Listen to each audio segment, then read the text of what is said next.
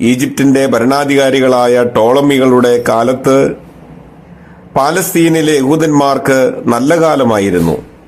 ഈജിപ്തിലെ തങ്ങളുടെ താവളങ്ങളിലെല്ലാം യഹൂദന്മാർ സിനഗോഗുകൾ പണിതു. ക്രമേണ ഈജിപ്തിലെ അലക്സാൻഡ്രിയ യഹൂദ മതത്തിന്റെ ഒരു സ്ഥിരാകേന്ദ്രമായി അറിയപ്പെടുവാനായിട്ട് തുടങ്ങി. പാലസ്തീൻ കൈവിട്ടു പോയതിലൂടെ സിറിയക്കേറ്റ മുറിവ് പെട്ടെന്ന് ഉണങ്ങുന്നതായിരുന്നില്ല. അത് തിരിച്ചു പിടിക്കുക എന്നത് അവരെ സംബന്ധിച്ചിടത്തോളം അഭിമാനത്തിന്റെ പ്രശ്നം കൂടിയായിരുന്നു. സിറിയയിലെ മഹാനായ അന്തിയോക്കസ് തക്കം നോക്കി ഇരുന്ന് BC 198 അത് തിരികെ പിടിച്ചു. അങ്ങനെ പാലസ്തീൻ വീണ്ടും സിറിയയിലെ സെലൂക്യൻ രാജ്യഭരണത്തിന് കീഴിലായി. മഹാനും ബുദ്ധിമാനുമായ അന്തിയോക്കസ്